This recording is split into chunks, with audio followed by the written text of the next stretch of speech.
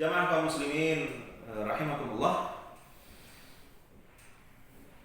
Dari beberapa hal tadi yang saya sampaikan, ada beberapa yang kita masih ingat. Yang terakhir saya sampaikan ada berkaitan dengan kita tidak boleh dengki, kecuali dengki kepada orang yang rajin mengamalkan Al-Quran.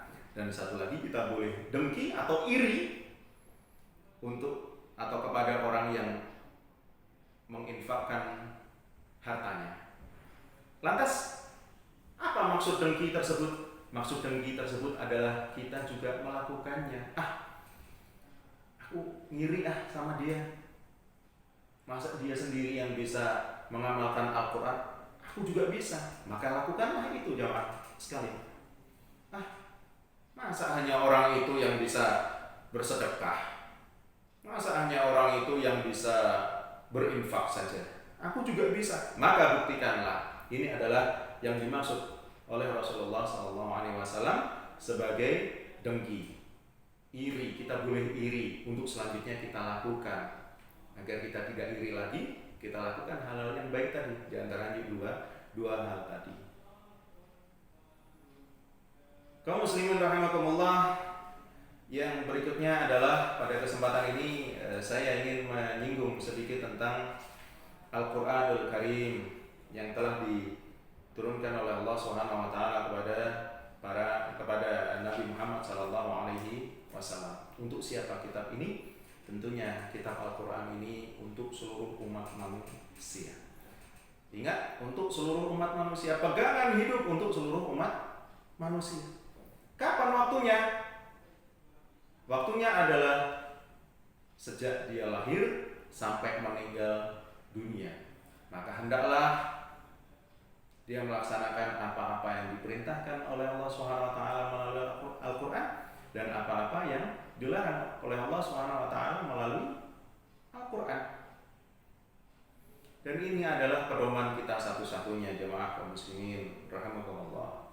Pedoman kita satu-satunya yang dengan pedoman ini Allah Subhanahu wa taala menjamin kehidupan kita bahagia di dunia, bahagia di akhirat, selamat di dunia dan selamat juga di akhirat insyaallah. Apabila kita betul-betul berpegang teguh kepada kitab-kitab Allah. Apabila kita berpegang teguh kepada apa yang dikatakan oleh Allah Subhanahu wa taala di dalam Al-Quran. Dan tentunya juga diperjelas lagi oleh hadis-hadis Rasulullah sallallahu alaihi wasallam. Tentang Al-Quran, Allah Subhanahu wa taala juga menyampaikan, juga berfirman di beberapa ayat di dalam Al-Quran. Di antaranya adalah A'udzubillahi minasyaitonir rajim. Bismillahirrahmanirrahim. Tabarakalladzi nazzala al-furqana 'ala 'abdihi liyakuna lil 'alamina nadhira. Tabarakalladzi, sungguh maha mulia, maha suci yang telah alladzi yang nazzala al-furqan, menurunkan al-furqan. Al-furqan adalah nama lain daripada Al-Quran.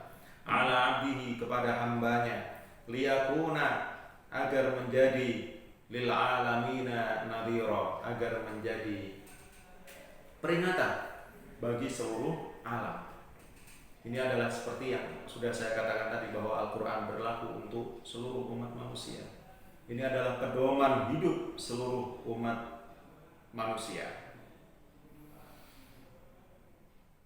Dan masih ada beberapa ayat yang lain, diantaranya adalah inna nahnu nazzalna dzikra wa inna lahu lahafidun, di dalam Al-Hijr ayat 9. Inna nahnu, sesungguhnya kami, nazzalna dzikra, sungguh telah menurunkan adzikra, nama lain dari Al-Quran. Wa inna lahu lahafidun, dan sungguh kami akan menjaganya. Kaum muslimin rahimakumullah, kaum muslimin rahmatullah. Untuk selanjutnya ada beberapa hal yang merupakan isi kandungan di dalam Al-Quran.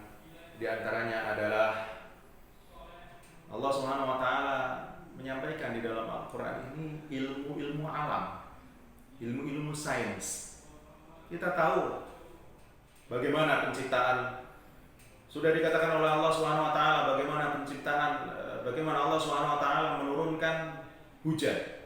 Bagaimana Allah Subhanahu wa taala ada proses petir, proses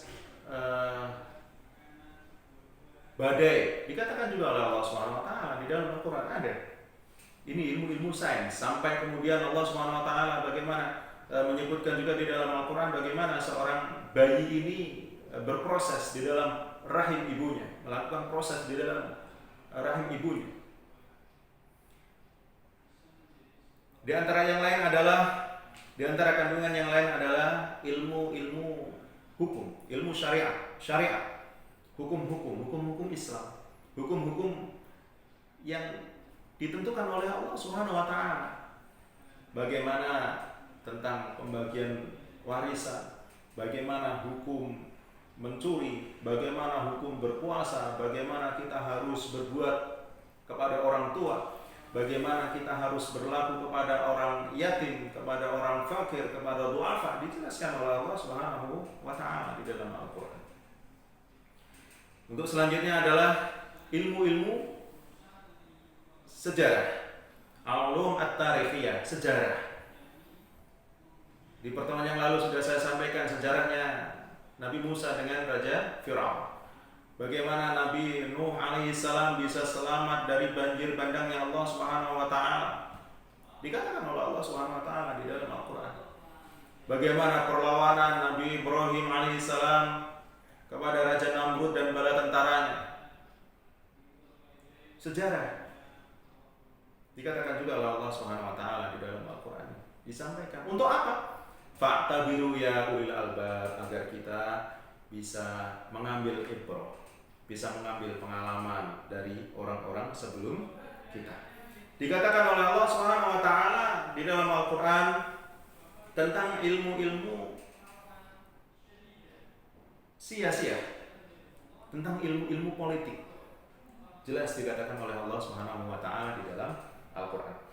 Kemudian jamaah kaum muslimin rahimakumullah, yang terakhir yang ingin saya sampaikan adalah Allah Subhanahu wa taala bahwa sebagai bukti dalil akli dari Allah Subhanahu wa taala menciptakan Al-Qur'an ini adalah Allah Subhanahu wa taala, mohon maaf, menantang. Ya. Menantang siapapun yang bisa mendatangkan semisal semacam Al-Qur'an ini. Dikatakan oleh Allah Subhanahu wa taala di dalam Al-Qur'an surah Al-Isra ayat 88. Qul la in ijtama'atil insu wal jin Qul la in ijtama'atil insu wal jinnu ala an ya'tu bimithli hadzal qur'ani la ya'tuna bimithlihi walau kana ba'duhum li ba'din dhahira. Qul, katakanlah, la in ijtama'atil insu wal jinnu, jika saja manusia dan jin itu berkumpul, ala an ya'tu, berkumpul untuk apa? Untuk mendatangkan bimithli hadzal Qur'an, sama seperti yang ada ini, Al-Qur'an ini, la ya'tuna, maka mereka tidak akan bisa mendatangkannya. Tidak akan bisa mendatangkan semisal seperti yang ada, seperti Al-Qur'an ini. Walau kana ba'duhum li ba'dhin dhahira, walaupun satu sama lain di antara mereka saling tolong menolong. Ini adalah salah satu bukti dalil akli dari Allah Subhanahu wa taala bahwa Allah Subhanahu wa taala menciptakan Al-Qur'an. Jamaah kaum muslimin rahimakumullah, kiranya demikian pembahasan kita tentang iman kepada malaikat-malaikat Allah dan iman kepada Rasul dan iman kepada kitab-kitab Allah. Untuk selanjutnya mudah-mudahan kita masih dipertemukan oleh Allah Subhanahu wa taala untuk mengkaji kitab yang telah disusun oleh Syekh Abu Bakar Jabir Al-Jazairi. Demikian, terima kasih atas perhatiannya dan mohon maaf yang sebesar-besarnya. Assalamualaikum warahmatullahi wabarakatuh.